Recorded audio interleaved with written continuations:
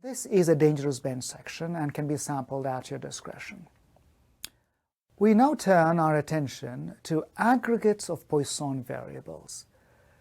The consideration here is that of things like traffic. We've all seen images of merging traffic at high speed visually. So you can see just traffic merging in and forming a larger collective on a highway, for example. Similar kinds of phenomena occur on the internet when you have traffic of packets arriving at a router and then they're all routed together and sent on their way. In such settings, our natural question is, if one has independent streams coming in and joining to form a collective, what can one say about the distribution of the merged streams? This leads naturally to questions of Poisson aggregates. So let's start with the simplest of these settings. So recall that a Poisson variable has got a distribution and a parameter. The parameter is fixed, let's say it's lambda, and we have a particular distributional form whose support is on the non-negative integers. Now let's start with a very basic, simple idea. Suppose we have two traffic streams merging and going on their way. Suppose we look at the streams over a certain period of time, let's say a minute, an hour, what have you. What can we say about the distribution of the total traffic in that time period? Naturally, in this kind of setting, we are going to imagine that the merging streams are independent. Let's say we have x1 elements coming in the first stream, x2 in the second. These could be cars, it could be people, it could be packets to an internet router. We're going to imagine that each of these is a Poisson variable. We're going to think of them as arrivals, and then naturally enough, a Poisson distribution comes into play. And of course, because if you have two routes coming into a common center, it is not necessary that the traffic in those two routes will have to have the same characteristics or the same expected value. So let us say that x1 is a Poisson variable with a parameter or expectation lambda 1, and x2 likewise is a Poisson variable independent of the first with a Poisson parameter or expectation lambda 2. Our question now is, what can we say about the chance variable S obtained as the sum of x1 and x2? This is the merged stream. Of course, S is a chance variable which takes non-negative integer values. If you add two non-negative integers, you're going to get a non-negative integer. So naturally, the question is, what can we say about the mass function for the chance variable S, which is derived from an underlying coordinate system of variables x1 and x2? So naturally enough, our first question then should be, what is the sample space for this problem? Well, clearly, the chance elements underlying this problem are a pair of chance variables x1 and x2. And therefore, to completely specify the experiment, all I have to do is determine all pairs of non-negative integers. In other words, the sample space visually is the set of grid points or the lattice points in the first quadrant in a two-dimensional space. Every point in that grid, in that lattice, is determined by a pair of non-negative integers, say k1 and k2. This now is our sample space. Our next question, of course, is, well, what is the probability measure? Well, this is simple enough because the atoms in the space correspond to pairs of variables, k1 and k2.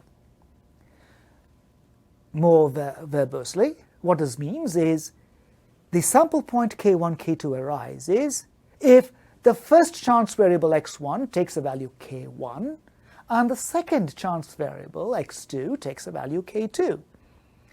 But we're given something about this experiment. x1 and x2 constitute independent trials, and therefore we immediately have a rule of products. The probability then is a product of probabilities, one for x1, one for x2. But we further presupposed that these traffic streams are governed by Poisson distributions, they're arrival processes, and therefore each of these probabilities is a Poisson probability. But we have to be careful here. Now the parameters start becoming relevant and important. The first chance variable has a parameter lambda 1, and therefore we're talking about the probability of P of K1 with a parameter lambda 1. The second variable is Poisson with parameter lambda 2, and so we look at a probability P of K2 and lambda 2, where the generic form for a P of K of lambda is given on the top left of your screen. So far, so good. We've got the sample space under control, and we've got the probability measure under control. What's next? Naturally, the events of interest. So what is the event of interest? Clearly, we want to specify a mass function for the sum S of x1 and x2. The mass function places mass on non-negative integers k equal to 0, 1, 2, 3, and so forth. For any given k, therefore, we're interested in the event that the sum is equal to k. Of course, in terms of my sample points, these are all pairs of non-negative integers for which the sum is exactly k. But the equation x1 plus x2 is equal to k connotes a line at negative 45 degrees on the plane. For example, if k was 6, the line runs through the following grid points: 0, 6, 1, 5, 2, 4, 3, 3, 4, 2, 5, 1, and 6, 0. Of course, we quickly extrapolate.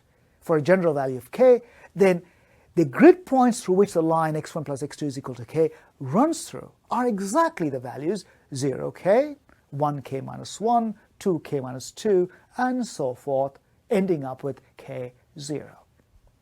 Of course, it'll be useful to compact this in notation and write this simply as, if the sum is equal to k, then the first variable must take some non-negative integer value, say j. But if the first variable takes the value j, then the second variable must perforce take the value k minus j, because the sum of the two has to be exactly k. And so here's a simple set-theoretic description of the event at hand. Our next order of business, of course, is to compute the probability of this event. And then allow k to vary freely, and now we will have discovered the mass function for the sum of the two variables.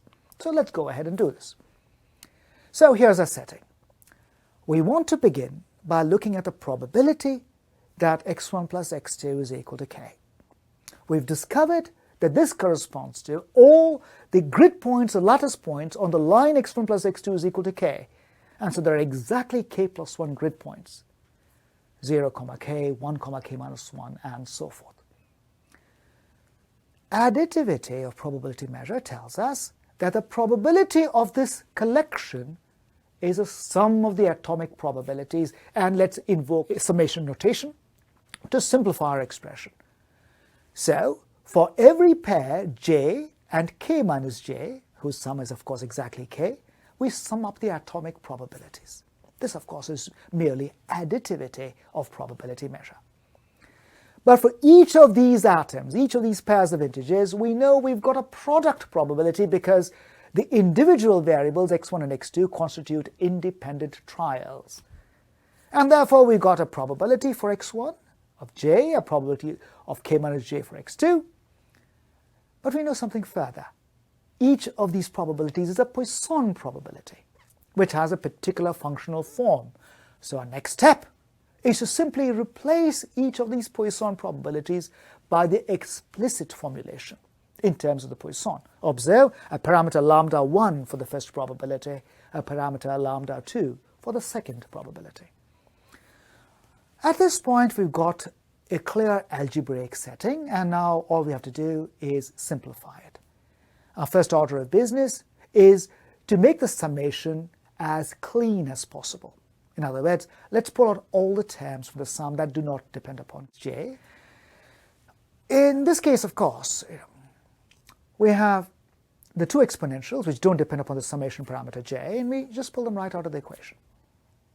Now, the moment you do that, what remains is something very simple. You have an exponential, collect the two exponentials together, and then a summation over j running from 0 to k of a fraction times two powers, one involving lambda 1, the other involving lambda 2.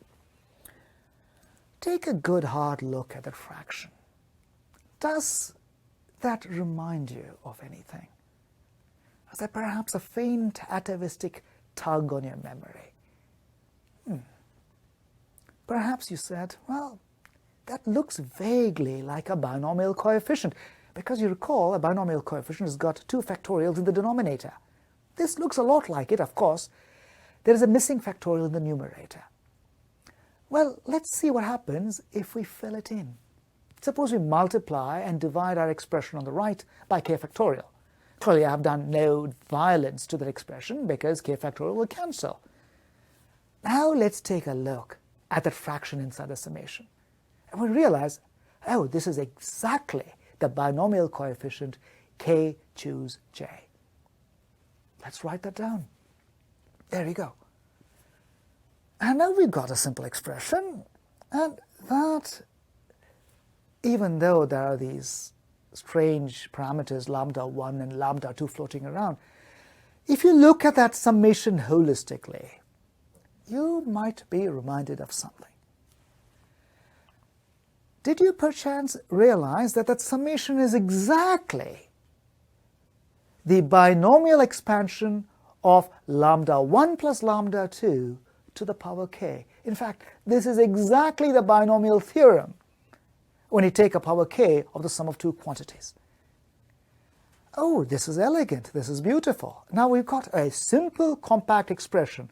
You see the summation has vanished, and we've got a clean expression for the mass function of the sum of the two independent Poisson variables.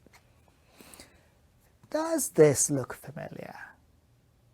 And if you're looking at the top right of your screen, of course it is familiar. This is exactly in the Poisson form. And in fact, this is exactly a Poisson probability whose parameter is lambda 1 plus lambda 2. And there you go. Of course, k is fixed but arbitrary. It ranges over all the non-negative integers. And we've discovered a beautiful result. We've added two Poisson variables which are independent. The first one with parameter lambda 1, the second with parameter lambda 2. The result is a Poisson variable. The Poisson is stable under such additions, whose parameter, whose expectation, is the sum of the individual parameters, lambda 1 and lambda 2. But of course, we cannot promptly churn this. What if we add a third stream in there? Add an x3, an independent Poisson variable, with, let's say, parameter lambda 3. Well, the sum of the first two gives you a Poisson with parameter lambda 1 plus lambda 2. If you add that Poisson to a new Poisson, you're going to get yet another Poisson whose parameter is the sum of the three, lambda 1, lambda 2, lambda 3. And proceeding in this fashion, we've discovered a wonderful stability property for the Poisson. Formally, suppose x1, x2, x3 through x sub n are independent Poisson variables, each with a potentially different parameter. Then the sum of these variables is also Poisson, and its parameter, its mean, is the sum of the individual parameters. A politically charged age demands a mathematical slogan to capture our identity, our stability. Sums of independent Poisson variables are also Poisson. This key stability observation fuels the lead into time or spatially varying processes. For example, traffic on a highway or the internet, the distribution of stars in the firmament. And these lead naturally to chance-dependent phenomena which vary continuously with time or space. This is our next Dangerous Bend optional segment.